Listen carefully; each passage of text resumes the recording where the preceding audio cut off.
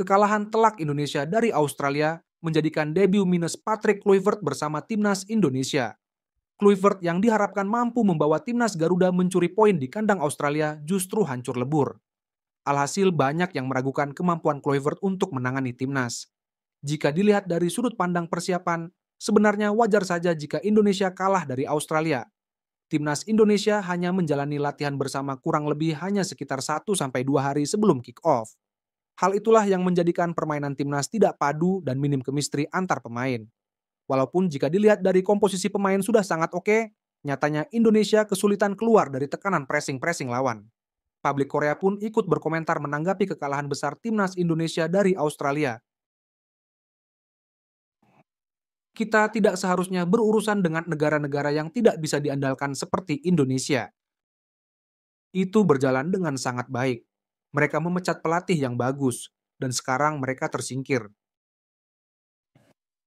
Jadi ini adalah negara terbelakang dalam sepak bola. Entah itu Korea atau Indonesia, semuanya sama saja. Baik di Korea maupun di Indonesia, asosiasi adalah masalahnya dan presiden adalah masalahnya. Indonesia adalah negara yang sangat aneh, negara yang sekarat tanpa rasa malu, kesetiaan, keadilan atau keyakinan. Orang bodoh akan gagal jika mengikuti apa yang terjadi dengan Asosiasi Sepak Bola Vietnam. Oh, apa yang terjadi di Eropa yang jauh, dan melihat apa yang terjadi di negara tetangga Vietnam, Indonesia melakukan hal yang sama. Menyedihkan sekali. Vietnam mengkhianati pelatih Park Hang-seo, dan Indonesia mengkhianati pelatih Shin Tae-yong. Dan kemudian semua orang pingsan. Negara-negara Asia Tenggara memandang rendah Korea, dan negara-negara Barat memandang mereka sebagai negara yang hebat. Itu sebabnya mereka berkhianat seperti itu. Dalam pandangan saya, negara-negara Asia Tenggara tidak bisa melepaskan diri dari status negara-negara berpendapatan menengah, karena mereka mempunyai penilaian yang buruk dan rasa rendah diri terhadap orang-orang Barat. Mungkin negara-negara Asia Tenggara akan tetap seperti itu selamanya. Secara mental, terdapat perbedaan yang jelas antara Korea dan negara-negara Asia Tenggara. Lucunya komentar yang tertinggal di ponsel adalah, pernahkah Indonesia mengikuti Piala Dunia? Pelatih Korea telah menetapkan ekspektasi mereka terlalu tinggi. Presiden Indonesia adalah bajingan yang membalas budi dengan segala cara, termasuk dengan membocorkan teknologi jet tempur Indonesia. Indonesia adalah negara diktator. Tetapi jika Anda menyukai Shin Tae-yong, Anda bisa menghasilkan uang. Saya tidak tertarik dengan negara berkualitas rendah seperti Indonesia. Saya pikir kami akan kalah sekitar 3-0, tapi kami kebobolan 5 gol. Anak-anak yang mendatangkan asing dan mengatakan Indonesia pasti melaju ke Piala Dunia itu konyol. Saya senang Indonesia yang mengkhianati Shin Tae-yong mendapat pendidikan yang sebenarnya. Ini seperti Vietnam. Apakah Anda pikir Anda bisa menjadi tim yang hebat hanya karena Anda berbuat sedikit? Kalian telah berkembang pesat karena bantuan Shin Tae-yong.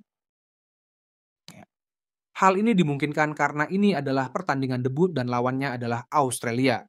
Saya berharap mereka juga terus kalah di pertandingan berikutnya.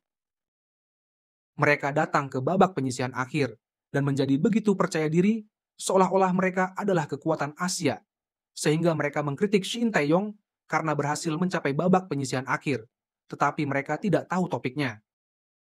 Memukul pemain naturalisasi saja tidak akan menghasilkan segalanya. Inilah yang terjadi ketika kekuasaan organisasi runtuh. Indonesia telah memadamkan semua harapan.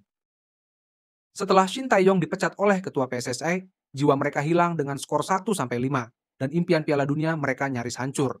Ketua PSSI akan bertanggung jawab penuh atas rasa frustrasi di Piala Dunia. Jadi ini adalah hal yang baik. Sekarang mereka tahu persis berapa level mereka. Hanya karena Australia tertinggal dari sepak bola Eropa, bagaimana tim nasional Australia bisa kalah dengan mengumpulkan banyak pemain divisi 2 Belanda, seperti Shin Tae-yong, serangan balik sesuai dengan strategi pertahanan 2 lini. Indonesia tersingkir. Mereka mendatangkan pemerkosa dari Eropa dan menempatkannya pada posisi direktur. Jadi dia harus menerima hukuman yang tersisa.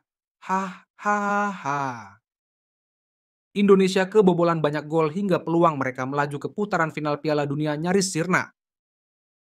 Tidakkah Anda berpikir bahwa berkat pelatih Shin Tae-yong, Anda telah mencapai hasil yang luar biasa? PSSI menghancurkan kekuatan organisasi dan sistem yang paling cocok bagi mereka. Selamat Indonesia, butuh banyak uang untuk pergi ke Piala Dunia, dan tersingkir lebih awal adalah hal yang baik bagi perekonomian. Mari kita hadapi kekalahan Indonesia. Menurut saya, masyarakat Indonesia perlu mengganti ketua umum sepak bola mereka. Jika manajernya berganti, apakah kekuatannya akan segera membaik? Baik pelatih maupun pemain memerlukan waktu untuk beradaptasi dengan perubahan. Mengapa Anda berpura-pura tidak mengetahui hal yang sudah jelas ini? Thumbnail. Ini adalah akhir yang terencana yang bahkan tidak bisa disebut bencana. Tidak mungkin tim seperti Indonesia bisa tampil baik karena mereka bahkan memecat pelatih yang layak di saat kritis. Bagi tim kuat pun, mengganti pelatih saat babak penyisihan terlalu beresiko sehingga tidak sering memecat pelatih kecuali sangat tidak bisa dijawab. Lalu apa gunanya tim seperti Indonesia? Indonesia memukul kepalaku dengan keras dan berakhir seperti bajingan.